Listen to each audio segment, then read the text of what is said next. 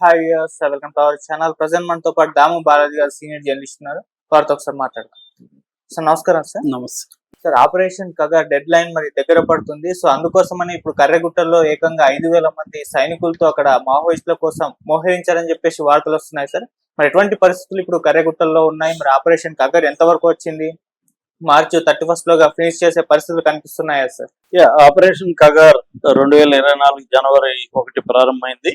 So వాళ్ళు dead line వచ్చి మార్చి 31, 2026 గా పెట్టుకున్నారు. మోస్ట్లీ అంటే దాదాపు 90 నుంచి 95% వరకు సెంట్రల్ గవర్నమెంట్ సక్సెస్ అయింది.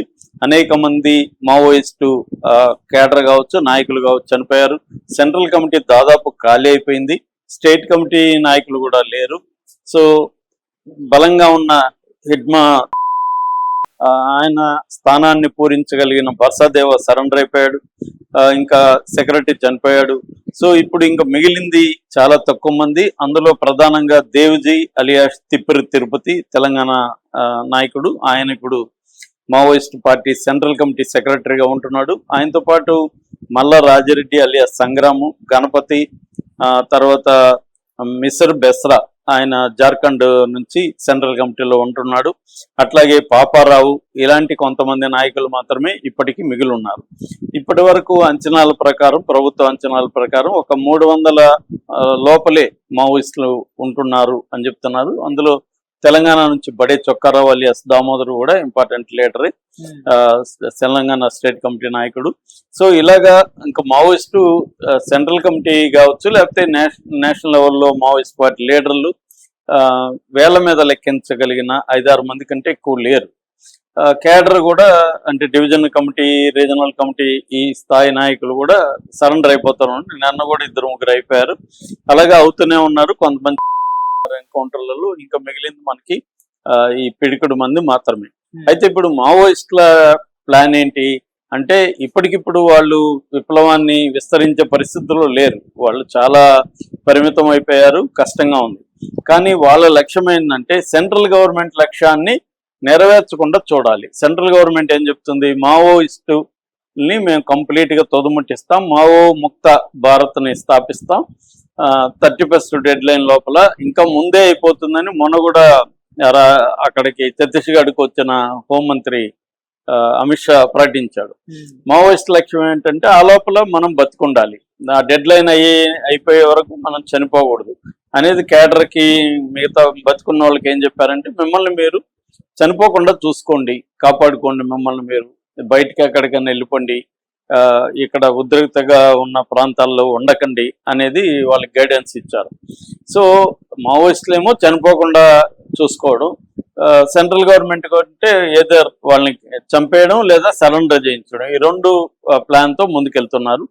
ఇప్పుడు ఆపరేషన్ కర్రెగుట్టలు, దాన్ని ఏమంటున్నారంటే ఆపరేషన్ KGH2 అంటున్నారు. KGH అంటే కర్రెగుట్టల హిల్స్ అని. సో ఆపరేషన్ కర్రెగుట్టలు 2 అనేది మొదలైంది. ఒకటి ఇప్పుడు లాస్ట్ ఇయర్ ఏప్రిల్లో ఆపరేషన్ కర్రెగుట్టలు అనేది మొదలైంది. అప్పట్లో దాదాపు 20,000 మంది బలగాల్ని అక్కడ కోబ్రా కావచ్చు, కోబ్రా అంటే combat battalion for resolute action, CRP central reserve police force, తర్వాత DRG డిస్ట్రిక్ట్ రిజర్వ్ గార్డ్స్, మిగతా లోకల్ పోలీసులు, వీళ్ళందరూ కలిసి ఒక 2,000 మంది అక్కడ, అంటే ఫార్వర్డ్ ఆపరేటింగ్ బేసెస్ అంటారు, FOB అంటారు.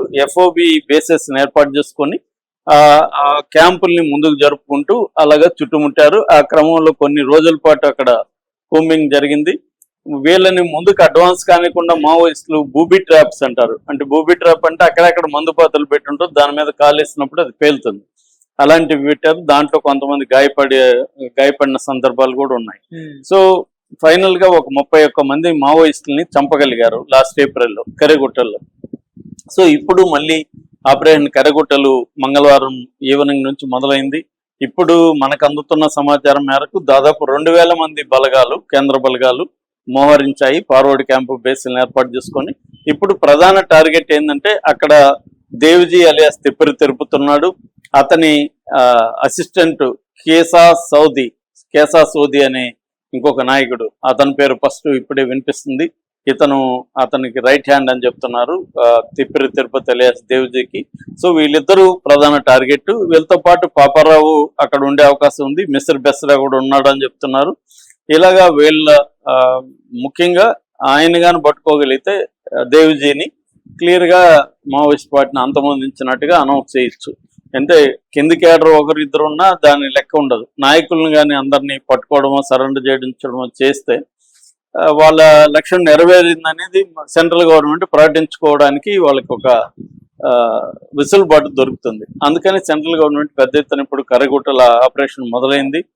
అదేంటంటే కర్రగుట్టలు అనేది దాదాపు 290 స్క్వేర్ కిలోమీటర్ల చదరపు కిలోమీటర్ల వైశాల్యంలో విస్తీర్ణంలో ఉంటదన్నమాట. అక్కడ చాలా ఎత్తైన కొండలు, స్టీపు లోయలు, దట్టమైన అరణ్యం ఇవన్నీ ఉంటది కాబట్టి అక్కడ మావోయిస్టులు ఎక్కువ అక్కడ దాక్కోవడానికి ప్రయత్నిస్తున్నారు. ఈ నేపథ్యంలో తెలంగాణ ఛత్తీస్గఢ్ బార్డర్లు అంతా కూడా ఉద్రిక్త వాతావరణం ఉంది. ములుగు కానీ, భద్రాద్రి కొత్తగూడెం ఈ జిల్లాల్లో ఇప్పుడు ఇక్కడ లోకల్ పోలీసులు, ఇటు ఆంధ్ర పోలీసులు, ఇటు తెలంగాణ పోలీసులు, ఛత్తీస్గఢ్ పోలీసులు కూడా అక్కడ మోహరించారు.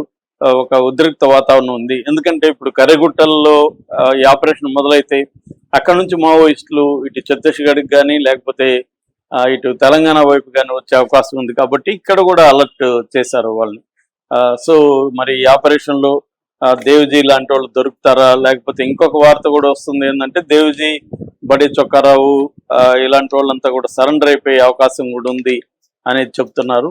మరి వాళ్ళు సరెండర్ అయిపోతారా లేకపోతే ఇక్కడ దొరుకుతారా అనేది ప్రధానంగా ఇప్పుడు చూడాల్సిన అంశము. ఇది ఒక రకంగా తుదిఘట్టంగా మనం చెప్పుకోవచ్చు. ఎందుకంటే ఇంకా 40 రోజులు ఉంది కాబట్టి మావోయిస్టుల్ని నాయకుల్ని ముఖ్యంగా ఇందాక చెప్పినట్టుగా దేవ్జీ వాళ్ళని పట్టుకోవడం కానీ, సరెండర్ చేయించడం కానీ, లేదా చంపేయడం కానీ అనేది, పట్టుకున్నా వాళ్ళు చంపేస్తారు గ్యారంటీగా. సో 2 మార్గాలు, చనిపోవడమా లేకపోతే సరెండర్ అవ్వడమా అనేది ఇప్పుడు దేవ్జీ ముందు ఉంది. ఈ 3వ మార్గం అయిన ఎస్కేప్ అనేది సాధ్యం కాకపోవచ్చు వాళ్ళకి.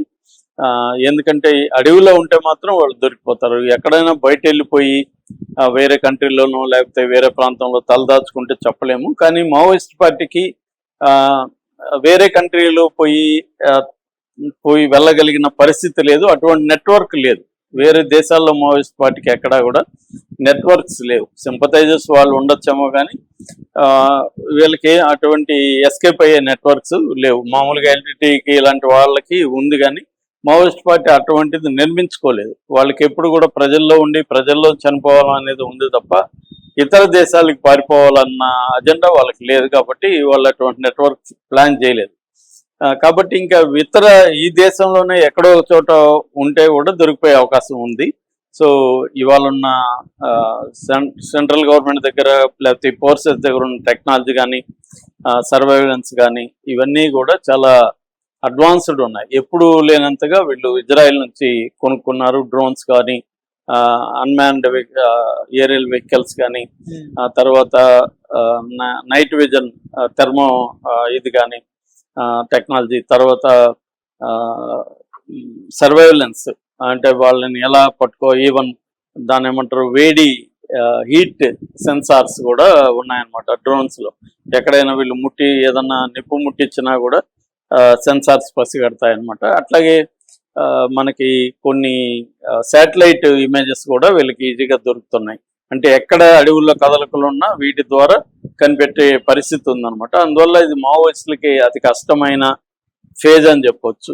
అంటే అంతిమ యుద్ధంగా దీన్ని అనౌన్స్ చేయొచ్చు మనం. సో ఈ అంతిమ యుద్ధంలో ఇప్పటి వరకైతే పై చేయి సెంట్రల్ గవర్నమెంట్కి ఉంది, మావోయిస్టులకి లేదు.